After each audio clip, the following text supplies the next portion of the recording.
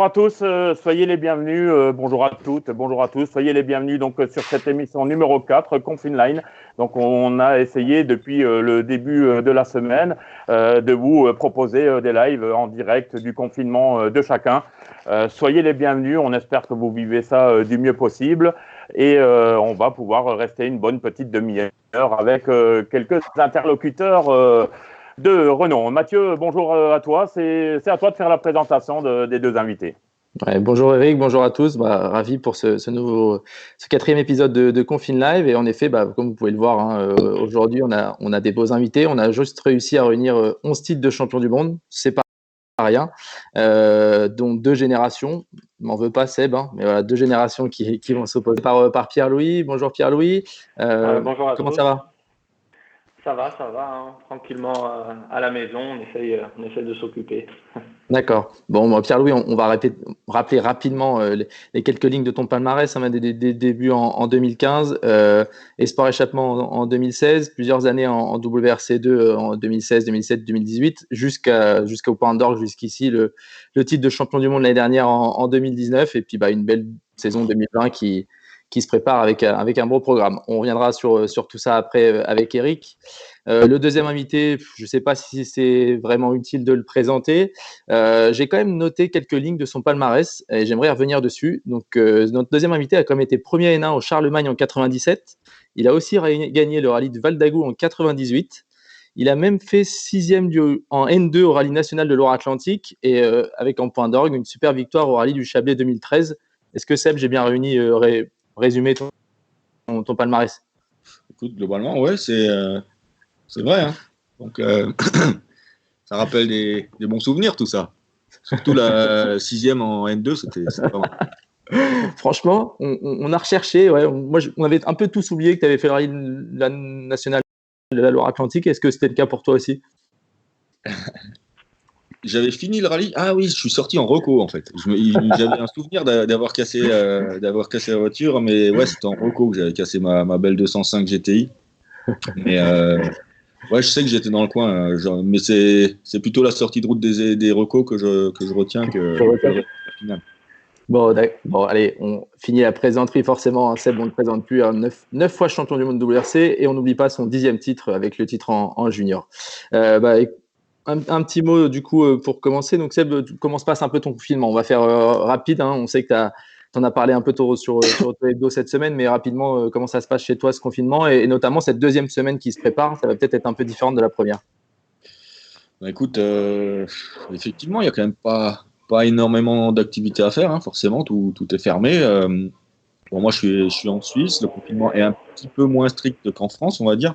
C'est-à-dire qu'on peut toujours sortir, aller faire du vélo, etc. Par contre, évidemment, on évite, les magasins sont fermés, à part les magasins d'alimentation, les restos, les bars, etc. Mais quoi qu'il en soit, de toute façon, nous, on vit un peu comme les Français, c'est-à-dire qu'on évite de s'exposer, on essaie de tenir personne. J'ai la chance, par rapport à certains, d'habiter quand même dans une maison où on a un petit jardin, un trampoline que j'ai acheté depuis, donc ça m'a occupé une journée pour le monter. On habite près de la montagne, donc il y a moyen d'aller faire un peu de vélo ou d'aller se promener un petit peu, mais voilà, en dehors de ça, par la PlayStation et faire des spéciales en PlayStation, il n'y a pas grand-chose à faire. Ouais.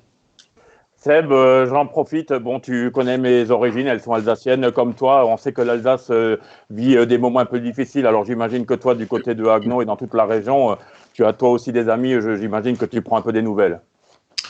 Ouais, je prends des nouvelles de mes amis. Globalement, ça va bien. C'est vrai qu'on se rend de plus en plus compte que même dans notre entourage, on commence à en avoir quelques-uns qui sont touchés. Ça se rapproche. Je pense qu'il faut vraiment faire attention. On voit que c'est partout. Pour l'instant, tous les jours, il y en a plus. Donc, il faut vraiment être strict sur le confinement. Nous, ça fait un moment, on avait même pris un petit peu les devants parce que je sentais pas trop bien le truc et puis on a commencé à se renfermer déjà un petit peu avant que ce soit annoncé Il y a un officiellement. côté hypochondriaque là ou pas? Il y a un côté hypochondriaque qu'on connaît pas chez toi? Pas hypochondriaque, mais je prends les choses au sérieux quand même et puis je me dis qu'il faut vraiment faire gaffe. Donc on essaye de prendre un maximum de mesures pour faire les choses bien et de rester chez soi et de se protéger et d'éviter aussi de continuer à propager l'épidémie, quoi, c'est clair. Ouais. Puis lui, toi, de ton côté, la Corse, alors on pouvait imaginer éventuellement que l'insularité et le côté d'être sur une île, vous seriez peut-être un peu plus préservé. C'est pas le cas, hein, on l'a vu assez rapidement. Comment tu le vis, toi, là, ta deuxième semaine de confinement? Alors, on sait que la première a plu à tout le monde, en fait, hein, c'est un peu les vacances, mais la deuxième semaine est probablement un peu plus difficile déjà à gérer. Ouais, enfin chez moi, en plus je suis chez mes parents en ce moment, donc ma mère elle est assez stricte là-dessus, donc je suis confiné, je peux même pas rentrer avec les chaussures dans la maison et tout, donc ça rigole pas trop. Mais non, là c'est sûr c'est un peu compliqué, du coup bon, pareil, on essaie de s'occuper, jouer à la PlayStation avec les copains, on essaie de faire un peu de sport, mais ouais c'est sûr c'est un peu compliqué. Bon, heureusement j'ai un jardin, pareil, je peux me promener un peu dedans, mais sinon il n'y a pas grand-chose qu'on puisse faire. Et puis nous on peut vraiment pas sortir, quoi. Seb, là aussi, je rebondis très rapidement sur la Corse. Toi, tu as d'énormes souvenirs, tes premiers titres juniors et le premier titre mondial, c'est en Corse. Tu as aussi pas mal d'affinités là-bas, hein, sur l'île. Oui, c'est clair que c'est une île que j'aime beaucoup. Je suis effectivement, j'ai de très bons souvenirs au niveau sport auto parce que j'ai gagné mon premier titre là-bas. C'était l'époque où j'avais encore mes parents qui étaient là. Je me souviens, j'y étais. Ton premier titre junior au point stop, ouais, je me souviens très bien avoir été à côté de ton papa aussi. Ouais. Ouais, le junior et puis ensuite le premier titre WRC. Donc c'est clair que j'en ai des super souvenirs. Et puis en plus de ça, c'est un endroit que j'aime beaucoup. C'est sans doute l'endroit où je suis parti le plus souvent en vacances. J'ai eu la chance d'y aller en bateau. J'y étais en vacances aussi à l'hôtel à l'époque. C'est un endroit que j'adore et donc c'est clair que j'ai toujours beaucoup de plaisir à aller là-bas. Plus tous les souvenirs qui vont avec, les belles routes, la mer, le soleil, il y a tout pour être bien. C'est le top. Pour un confinement, il y a pas beaucoup mieux. Ouais. Mathieu? Ouais, donc on va enchaîner, on va parler un petit peu rallye quand même, hein. On va laisser Maxime en régie envoyer une vidéo, on vous la laisse regarder les gars la vidéo et puis on rebondit juste après.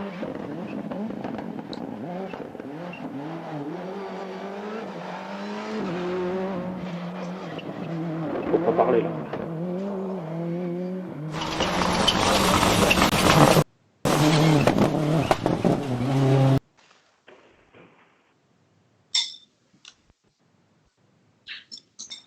Je sais pas si c'est pareil pour tout le monde, mais chez moi, c'est vachement haché la vidéo. Ouais. C'est un petit peu haché. Ouais, moi, j'ai mis mon ordi à côté, comme ça, je regarde le live en même temps et ça marche bien. Mais il y a un petit décalage. Ça marche, c'est ça?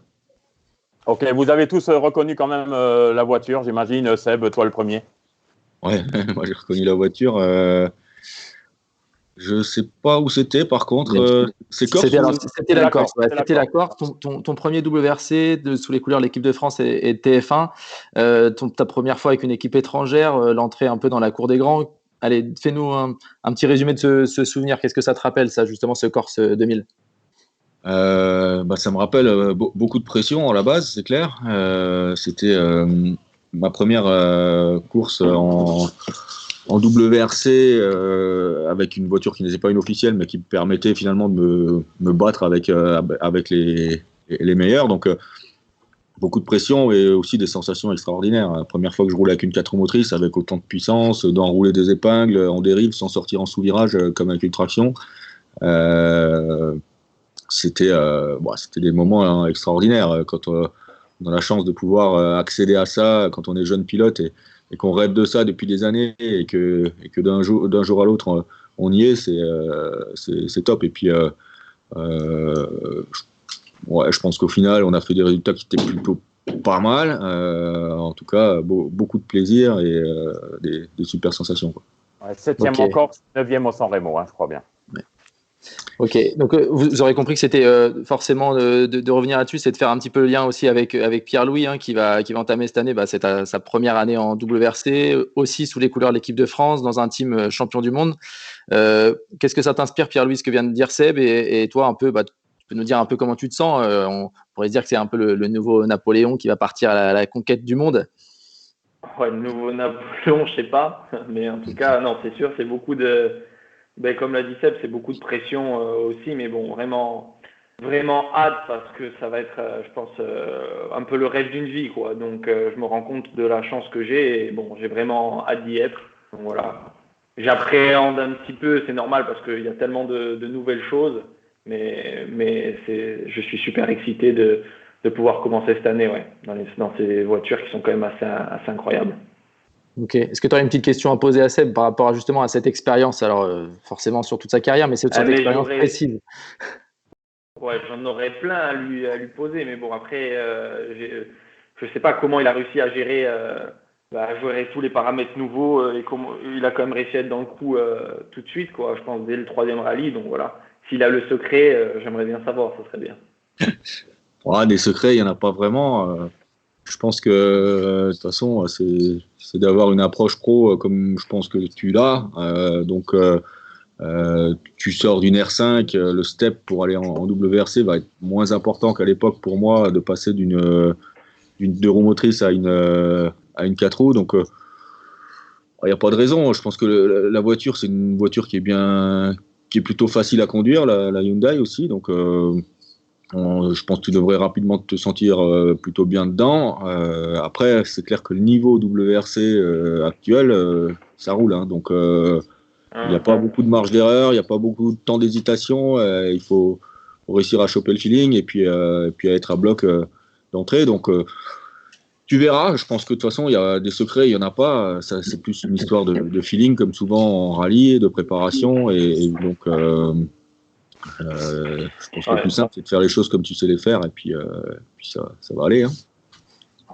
Et toi, par rapport à, tu sais, quand tu as commencé, le niveau, là, tu sens qu'il a quand même augmenté ou c'est plus une époque un peu différente tu trouves que le niveau, il a quand même bien évolué? Je pense que le niveau du top est toujours à peu près le même, mais il y en a plus, là, aujourd'hui, qui sont capables de rouler vraiment au top. On a souvent eu des bagarres à 2 sur des rallyes, voire 3, mais là, il y en a plutôt 5 ou 6 qui se battent devant. Donc, à partir de là, quand tu es en bagarre avec, tu as vite fait de te retrouver 7e plutôt que 3e. Tu vois, donc,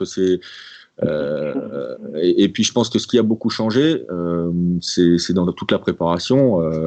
Aujourd'hui, les gars connaissent par cœur les spéciales, par tout ce qui existe en vidéo, etc.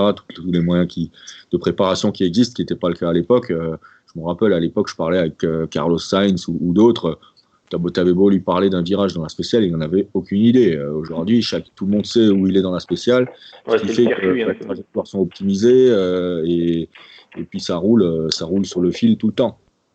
De mon côté, en plus, ce qui est un petit peu tronqué dans mon analyse, c'est que avant, je faisais tous les rallyes, j'étais tout le temps dans la voiture, en essai, comme les autres.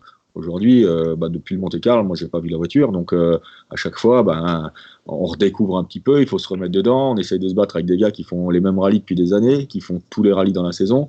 Donc le manque du roulage, forcément, fait aussi que moi, je suis peut-être un poil moins à l'aise que ce que j'ai pu être dans le passé. Donc l'ensemble de tout ça fait que c'est forcément pour moi plus difficile aujourd'hui.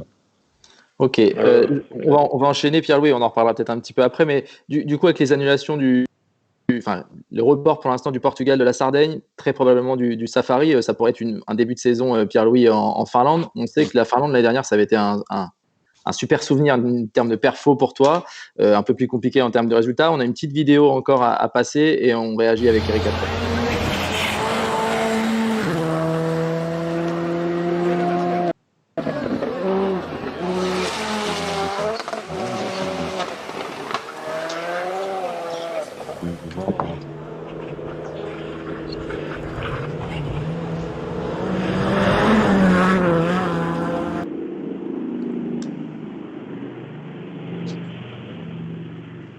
Bon, Pierre, voilà, c'était les images de la Skoda Fabia R5 2019, la Finlande. C'est 7 scratchs en WRC2, 1 minute 05 d'avance sur Griadzin et le local Uttinen. Probablement ton rallye le plus abouti avec la maîtrise. Alors, si tu peux un petit peu revenir là sur ce rallye de Finlande. Non, c'était vraiment bien parce que je me suis rendu, enfin, on était vraiment tout près de Rovanperä où à chaque fois j'étais dans ces temps.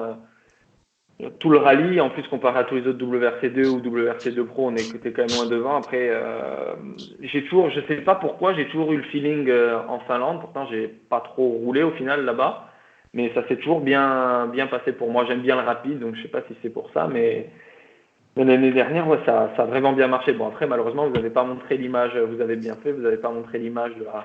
C'est Mathieu qui va enchaîner. On laisse Mathieu enchaîner. On va enchaîner un an après. Ouais, on va pas. Non, il y aura pas l'image. Par contre, maintenant, un an après, avec du recul, voilà, tu peux nous dire vraiment ce qui c'est passé, une mauvaise compréhension de notes. On se rappelle tous de cette image, cette partie spectaculaire. Et en fait, le truc, c'est que voilà, j'ai été un petit peu bête parce que je voulais aller plus vite que Rovanperä là-bas, mais parce qu'on était vraiment collés. Mais le truc, c'est que voilà, j'avais rien à jouer à part pouvoir disons, finir le rallye le soir et faire mon dimanche tranquille. Non, j'ai voulu même sur la dernière spéciale continuer à attaquer. Ça a été une erreur et je l'ai payé cash parce que bon, j'étais, je pense, à 99% et à 99%, quand tu entends mal ta note, bon, ça peut pas passer. Mais je l'ai vraiment mal entendu. Pour le coup, j'ai confondu un virage à fond avec un carrefour en fait. Donc j'étais vraiment arrivé en survitesse. Donc on est parti loin dans les arbres. Mais j'ai eu, je crois que c'est la fois dans ma vie où j'ai eu le plus de chance parce que j'étais tombé. Il n'y avait pas un seul arbre assez solide pour casser la voiture. Donc du coup j'ai quand même rentré, je pense, tout l'arrière de la voiture.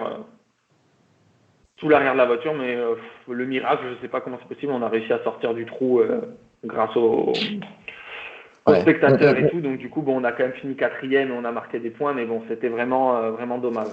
Ouais, on se rappelle de ces images impressionnantes. Et du coup, est-ce que tu peux nous dire si tu t'es fait un petit peu engueuler là, par Yves, ton père, Nicolas, ton coach, ou par l'équipe? Non, il n'y a personne qui m'engueule. C'est le rallye, hein, on attaque. J'ai pas besoin que les gens m'engueulent. Je sais que c'était stupide, mais c'est comme ça fait partie du jeu. En tout cas, j'ai bien appris. Et ça, j'espère que ça ne va pas m'arriver encore, mais bon. C'est comme ça, malheureusement, des fois, voilà. Il faut un petit peu tomber pour apprendre. Là, pour le coup, j'ai bien appris. J'ai eu beaucoup de chance dans mon malheur, quoi. Okay. Seb, je voudrais rebondir sur ça. Bon, on avait un petit peu évidemment préparé les questions. Alors, on parle. Est-ce qu'on peut se rouspéter Sébastien Loeb et à l'issue du Monte-Carlo, connaissant André Adamo, qui est quand même un boss de team à poigne, hein, comme tu as pu connaître avec Guy Fréquelin. Bon, vous êtes fait rouspéter là après le Monte-Carlo? Non, c'est comme dit Pierre-Louis, on se fait pas engueuler. On est là pour travailler ensemble. On est tous adultes, on n'est pas des enfants. Donc, on essaye ensemble. Forcément, on peut être déçu, on peut être pas content de certaines choses. Mais quand lui n'est pas content, je suis pas content non plus en soi. Hein. Donc, on n'est pas content du choix de pneus du dernier jour où on a tout perdu. Même si déjà avant, mon niveau de perfo n'était pas exactement ce que j'aurais aimé, mais quelque part, on était quand même parti pour finir 4e du rallye, derrière les 3 qui, on va dire, aujourd'hui sont plutôt intouchables. Donc au final, le résultat final n'était pas si mal. Et puis là, on perd tout sur une histoire de choix de pneus un peu con. Il n'y avait pas de raison de m'engueuler moi. Hein. C'est pas que moi. C'était plutôt d'analyser pourquoi on est arrivé tous à vouloir faire ce choix qui était pas le bon et sur le moment qui était presque stupide. Donc on a plutôt essayé de tirer des conclusions et puis que ça se reproduise pas. Après, comme dit, c'est le rallye, c'est un sport où c'est parfois aléatoire, que ce soit dans le choix de pneus, dans le pilotage, tout le monde peut faire des erreurs. Moi aussi, j'en ai fait. Il semble bien que c'était en Sardaigne où je devais être en tête du rallye avec 1 minute d'avance et je sors tout seul le dernier jour. Parce que c'est pas toujours simple justement de garder la concentration quand on est en tête d'un rallye, qu'on essaye de le gérer, qu'on sort un petit peu du rythme qu'on n'est plus tout à fait dans le même état d'esprit, et ben parfois c'est pas simple, et c'est dans ces cas-là qu'il faut éviter de faire les erreurs. Et c'est même aujourd'hui, avec mon expérience, c'est des situations qui sont toujours compliquées quand même. Ouais, la confiance, c'est vous jouer des tours, en fait, un petit peu. Quand tu es en confiance et tu essayes de garder ce rythme-là, et bon, vous êtes amené, malgré tout, encore à faire des erreurs. Bah, moi, c'est plus quand je me dis, OK, maintenant, c'est plus la peine de tout donner. Mais par contre, dès qu'on en donne un peu moins, qu'on n'est plus tout à fait dans le même état d'esprit d'attaque, ben, vite, on peut perdre beaucoup de temps. Donc, on est quand même obligé d'en donner et de trouver le bon compromis en gardant. Ça fait un peu réfléchir, en fait. On conduit en réfléchissant un petit peu. Et ça, souvent, c'est pas bon. C'est pas ce qui marche. Il vaut mieux être à 100% dedans et puis aller jusqu'au bout. Par contre, bah là, on a le risque aussi de faire une erreur parce qu'on attaque trop. Donc, c'est des situations qui sont assez compliquées à gérer. Et même avec l'expérience, c'est pas toujours simple. Ok, alors on voulait, sur ces émissions Confineline, rester dans du décalé. Donc là, Seb, j'ai une question, elle va peut-être te paraître bête ou stupide, mais bon, voilà, on avait envie de te poser une question hors cadre. Quand tu vois les progénitures Rovanperä et Solberg, donc Calais et le prénom Oliver, voilà. Toi, il y avait pas moyen de faire une Michel Mouton là, avec Valentine? Non, parce qu'elle s'en fout en fait. Elle aime bien venir de temps en temps on va dire de temps en temps voir un rallye, pourquoi pas. Le rallycross, elle adorait. Elle était dans les tribunes avec ses copines, il y avait plus de proximité, on restait dans le même endroit. Elle pouvait s'amuser à côté, etc. Mais t'as tenté à un moment de lui mettre un volant dans les mains. Tu l'as essayé à un moment, même en cachette, hein, peut-être, hein, en cachette de tout le monde. De temps en temps, quand il fait beau, on allait faire un peu de karting. Je dis on allait parce qu'en ce moment on peut pas, mais elle aime bien encore en comité restreint de temps en temps faire un peu de karting, mais bon, elle aime pas spécialement s'exposer. C'est pas sa passion. Je l'ai déjà mise sur une petite moto, elle fait 100 mètres et puis elle me dit c'est quand qu'on peut arrêter. Donc, ce qui lui plaît aujourd'hui, c'est la gym. Elle s'amuse là-dedans. Il y avait l'option du volant en badminton, peut-être, non? Il y avait peut-être cette option-là à développer. Je disais, il y avait peut-être l'option du volant en badminton à développer. Je vais vous couper. Je crois qu'on a un invité surprise qui nous a rejoint. Je ne sais pas si vous le voyez ou vous l'entendez. Qui est notre invité surprise? Je l'ai vu, moi. Ah, tu l'as vu. Bon, là. Salut Dani. Merci de venir. Allez Dani, c'est à toi de parler. Attends 2 secondes. Vu qu'on est en décalé là, ça fait un moment que j'ai pas bu de café. Je vais juste me faire un café. Hein. Bougez pas. Bon, Dani, comment tu vas? Tu peux nous dire un peu comment ça se passe le confinement chez toi en Espagne? L'homme, il est peur, il part, non? Ouais, il a eu peur. Bon, Dani, en Espagne, ça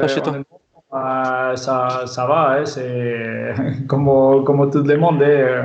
On est un peu avec toute cette histoire que vraiment c'est dommage et on espère que ça récupère tout le plus vite possible et du coup on reste à la maison. Hein.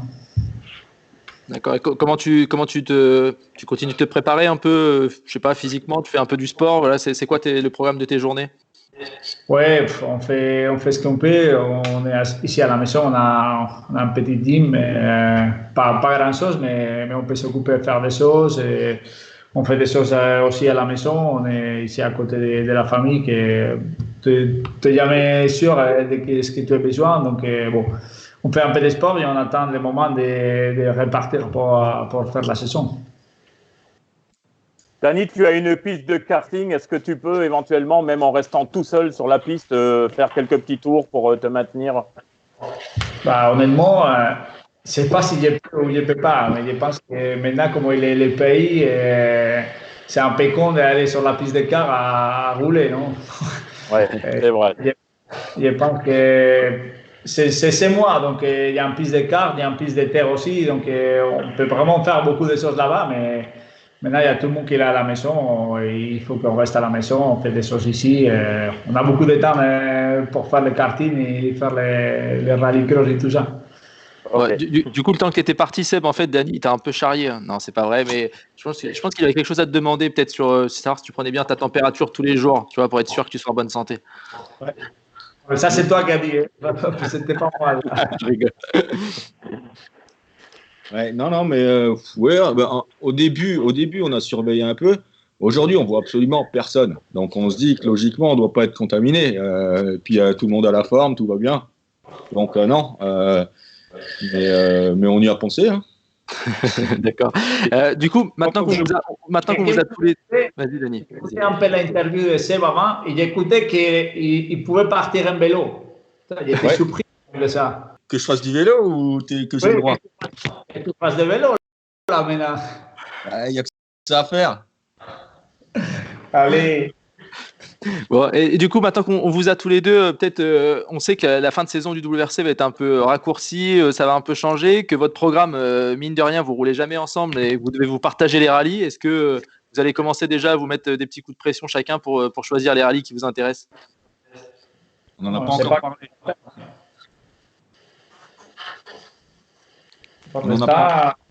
Il faut attendre. Ouais, je pense que c'est un peu tôt déjà. On va déjà voir qu'est-ce qui se fait comme rallye. Et est-ce que notre patron veut aussi? Parce qu'il a encore son mot à dire aussi, lui. Et puis après, on en rediscutera, je pense, tous les trois avec Andrea, Dany et moi. Et on définira ce qui est le mieux à faire. C'est pas qu'une question d'envie pour Dany ou pour moi. C'est une question de juger le potentiel de performance qu'on sur chaque rallye et de se dire tiens, celui-là, même si j'aurais envie de le faire, si je pense que Dany est mieux préparé et a un potentiel de faire un meilleur résultat, à ce moment-là, on décidera peut-être que c'est lui qui le fait. Je pense qu'il faudra qu'on en discute tous ensemble, mais là, c'est un petit peu tôt. Ok, ça marche, super. Dany, peut-être un petit mot pour Pierre-Louis. Je ne sais pas si vous connaissez, vous devez connaître un petit peu. Un petit mot pour Pierre-Louis qui va rejoindre un petit peu l'équipe, alors dans une équipe privée, mais qui va arriver un peu chez Hyundai. Une petite question, un petit mot pour lui.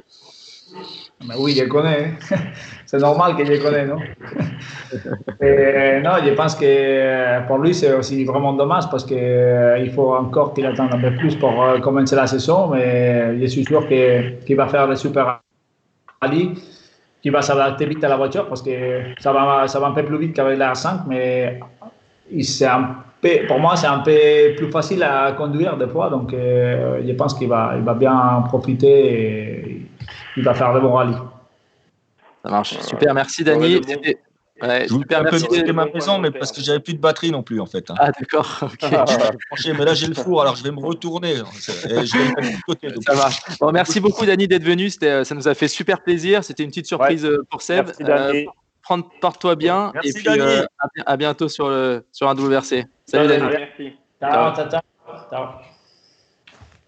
Bon, allez Pierre, j'en profite, on rebondit sur toi. Alors toi, dans ton choix de carrière, je me souviens d'un Charbot 2015 où on a échangé quelques mots, où tu nous expliquais qu'en fait, tu ne voulais pas passer par les formules de promotion françaises et que tu voulais de suite aller à l'échelon mondial pour justement apprendre les épreuves. Aujourd'hui, 5 ans après, 5 ans après, est-ce que c'était vraiment le bon choix là, selon toi ?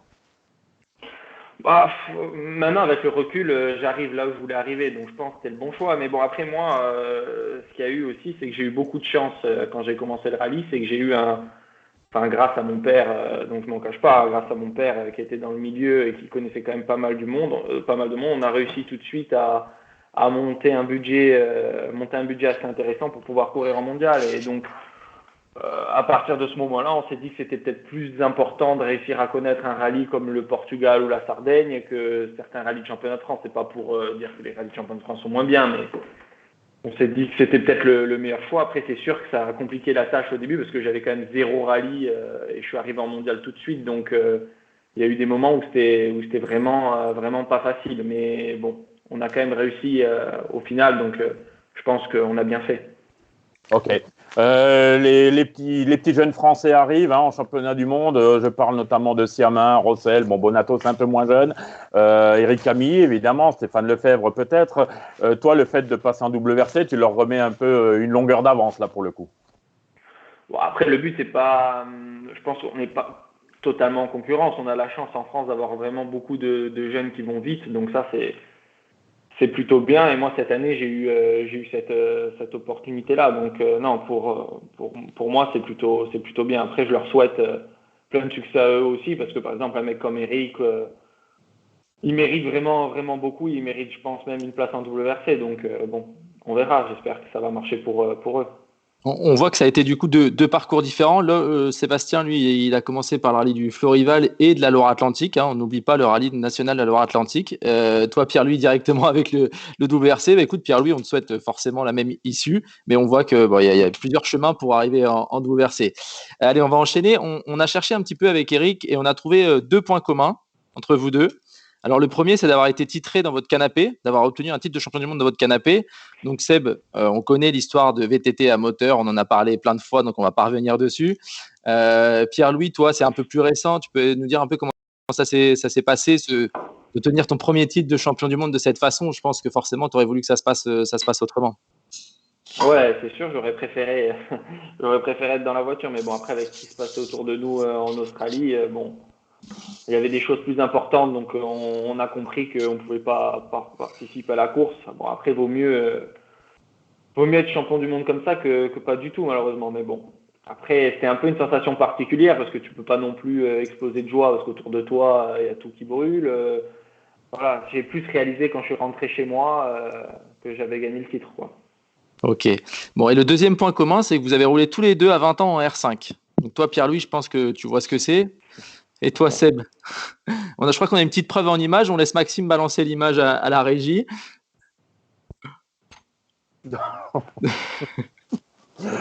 Au-dessus, c'était une Super 5. Hein. Ah, c'était une Super 5, c'est au-dessus de la R5. Bon, il paraît que c'est une voiture que tu aimes encore beaucoup maintenant. Dis-nous en plus sur cette voiture-là. Bah, écoute, c'était ma première voiture de sport en fait. Hein. Quand j'avais 18 ans, je rêvais d'une voiture de sport et c'est la première que j'ai eue. Donc, clairement, ça t'en garde des super souvenirs. Quand tu adores conduire et que tu as ta première voiture, qu'en plus, c'est une Super 5. Super 5. Turbo. C'était top. J'ai fini par la casser, hein, mais bon, c'était des bons souvenirs. Bon, tu vois, Pierre-Louis, il y a quand même pas mal de points communs. C'est bien parti, c'est cool. C'est plutôt cool. Et l'Australie, moi, j'avais pas. Moi, le titre, je l'ai pas gagné sur le canapé, je l'ai gagné en dormant, moi. C'est encore mieux. Quand Marcus est sorti de la route en Australie. D'accord. Sympa pour la petite anecdote. On a une question.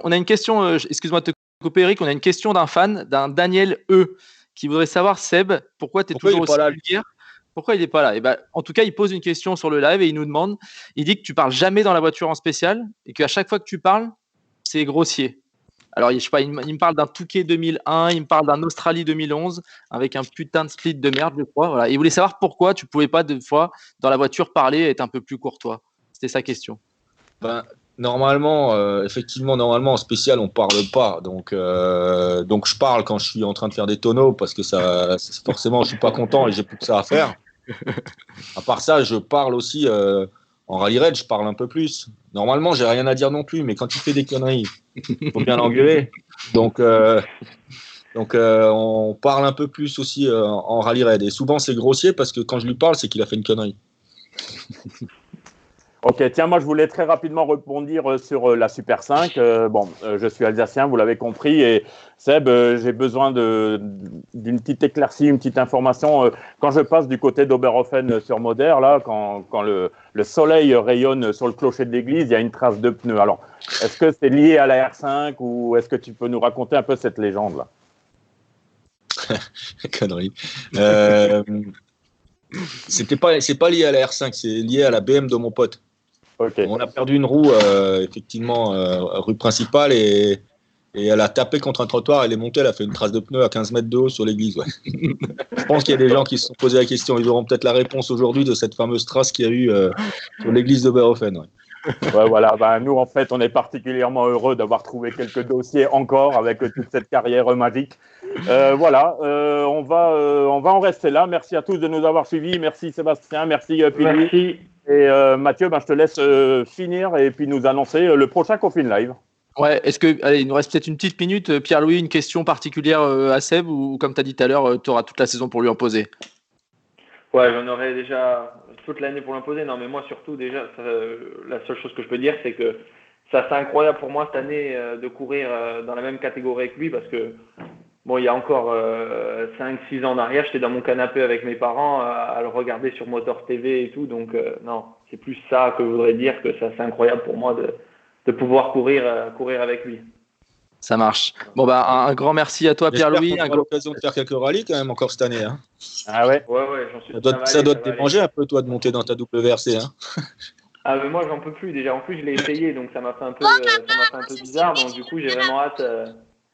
Je me fais engueuler par ma fille, il faut que je fasse à bouffer.